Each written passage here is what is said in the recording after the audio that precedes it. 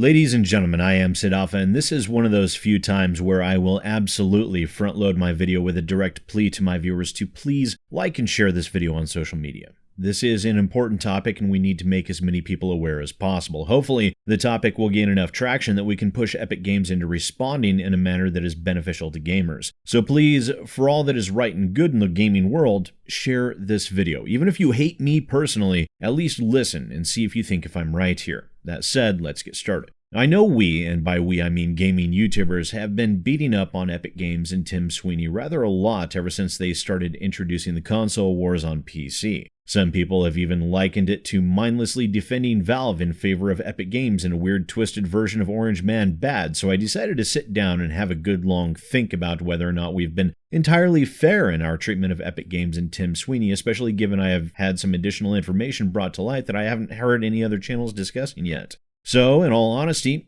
have we been fair to Epic Games and Tim Sweeney? No, not in the slightest. We've not been fair in the least. As a matter of fact, our treatment of Epic Games and Tim Sweeney have been relatively mild compared to how harshly we should have been treating them all this time. The reason? Well, because Epic Games is even more blatantly anti-consumer than most people had already come to realize. Now, I won't be presenting facts then opinion in this video because a lot of this will involve the dreaded testimonial, and I want to be able to discuss directly, which simply will not work within the traditional video format, although I will of course put links to all of this down in the description below. There are three different aspects of Epic Games shenanigans that I feel bear discussing, although one of them I will actually be refuting within this video. Actually, let's start off with that one. Now, I myself have no problem using Epic Games as a punching bag all day, every day. It's quite easy to do. However, one thing that we should never do is assign blame where it is not due, nor should we ever fabricate information in order to cast aspersions. Reason being, when you do that, you provide your target with a moral high ground that they simply do not deserve, so please don't do it. That said, one of the bits of information that was brought to me came from the Twitter user Trial Macamo, in which he states that Epic Games was using the GOG store version of Torchlight on the Epic Games store. And as Torchlight was free, I decided to grab a copy and install it, and lo and behold, I can verify that the game does use the GOG game files. The thing is,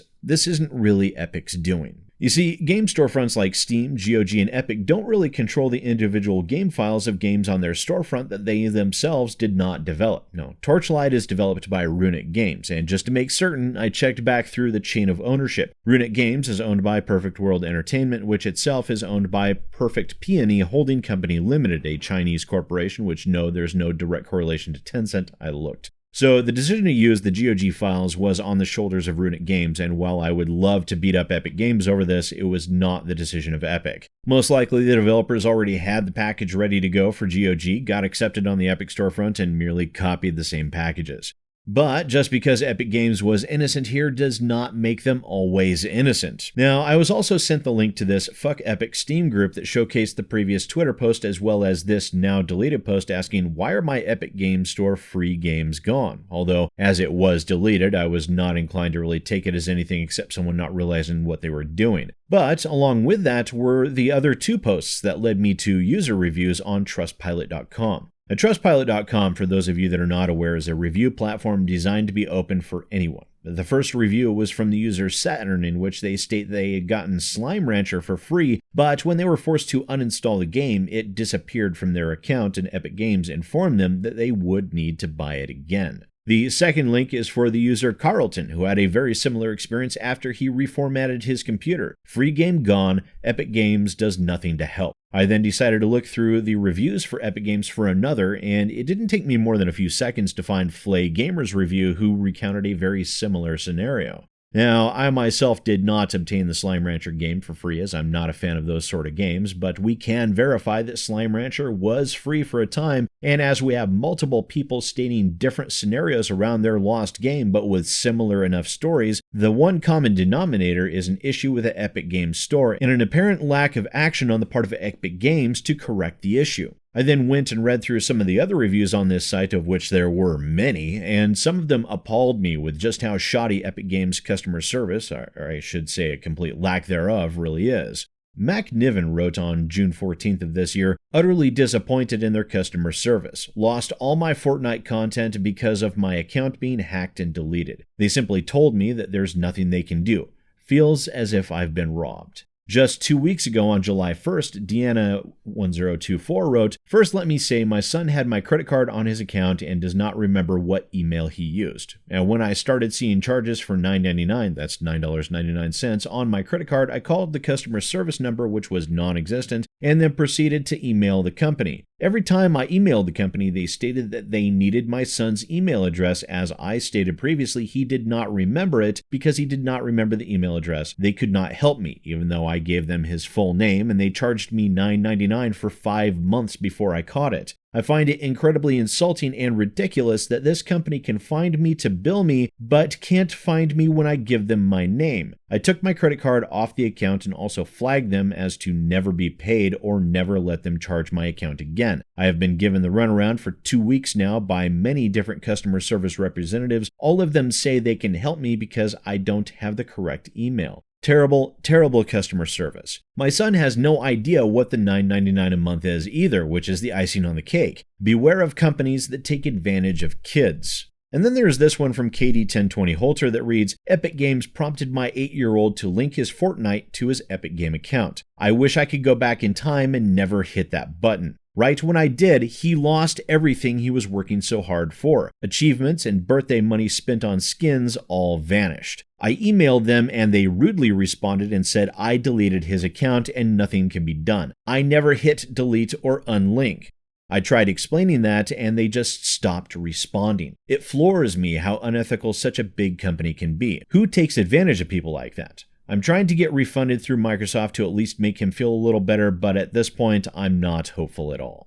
And Crystal Dilbeck wrote, "I never heard anything back after I sent in stuff to get my account back. I told Epic this is all I had because I had been trying to get this account back since last year. I guess I will have to start all over again. It's really bad when your time is limited. I have to care for an 11-year-old child with cancer and has had multiple surgeries with now an open wound on his leg. He hasn't walked in over a year, so Fortnite is the game he plays to pass time. A hacker got into my child's account last year while doing chemo treatments that was a 4-day stay in the hospital. The hospital was 3 hours away from home one way. Epic seems to not want to fix this so the kid can get back some of the stuff he bought that can't be replaced. I'm a single mom that tries to work and provide for my child. I hate that my hard-earned money, that isn't much these days due to doctor visits, got taken away from my sick child on a game he loves because a hacker stole it. If I could do 0 stars, I would have, but you have to click 1 star to comment." Indeed, when we look at the Trustpilot scores for Epic Games, there are 687 reviews. A whopping 584 of them, or 85%, rate them as bad. And while yes, many of those are upset about the Epic Store exclusives, they do not seem to be in the majority of negative reviews on this site. Now let's take a look at their roadmap for a moment and we can see what their goals are just based on what they're giving priority here. In their near-term goals, they list video hosting and Ubisoft titles requiring large installs among them, giving such things priority over consumer-friendly needs like user reviews, wish lists, news feeds, additional currencies, mod support, a goddamn shopping cart of all things, or even the ability to gift games. Bearing that in mind, I would like to point out that Tim Sweeney recently stated on Twitter, quote, "On the majority of indie games, the store makes more profit than the indie developer makes themselves because they have to pay the full cost of development, marketing, and operations." Tim Sweeney uses this as a continuation of his supposed outrage over the percentage that indie developers earn from storefronts like Steam and GOG. But one commenter on that Twitter thread rightfully pointed out that we've seen none of this faux moral outrage being leveraged against Microsoft, Sony, or Nintendo. Well, why does that go together? Well, because Tim Sweeney likes to try and present himself as the savior of gaming on PC, and he is anything but that. Everything they've done and everything they plan on doing is not for the developers. It's certainly not for the gamers. It is all to make a concerted push to topple Valve and take over the PC gaming distribution market themselves using their Fortnite bucks and Unreal Engine licensing dollars to do it. Developers, for their part, are delighted to take Epic Games' money, seeing absolutely nothing wrong with it, because at their core, developers think differently than gamers. I've seen that be a demonstrable fact since even before my eye-opening and rather disturbing experience at the GDC 2018 conference where Gnomecast and myself sat in and subsequently dominated the roundtable discussion on loot boxes. All of the developers there were dead set that removal of loot boxes was curtailing their creative freedom of all bloody things. Every discussion I've had with developers, whether it was at the GDC with the head of Compulsion Games or whether it was with BioWare developers, they simply do not see all of this in the same light as we do. They see their actions as perfectly normal, which is probably the scariest thing out of all of this. Epic Games and Tim Sweeney are demonstrably anti-consumer, now at every single possible level imaginable. A deplorable storefront that is at minimum a year away from any of the features that consumers actually need in order to help them make informed purchasing decisions, coupled with paid exclusives that limit customer choice and, from all appearances, some pretty severe security issues that, when matched with what would appear to be a completely apathetic customer service, paints a picture of a company that should absolutely be avoided at all costs. Seeing those user reviews really opened up my eyes to the reality that Epic Games was even more thoroughly shit than even I had previously come to be aware. I've always advised people against Epic Games and the Epic Store in the past, and I now feel fully and completely justified in attempting to warn people away.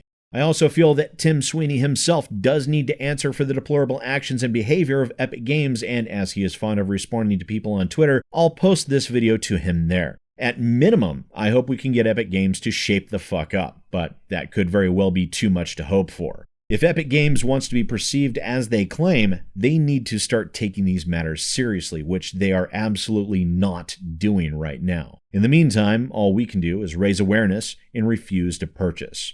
Once again, ladies and gentlemen, I am SidAlpha, and I'll see you next time.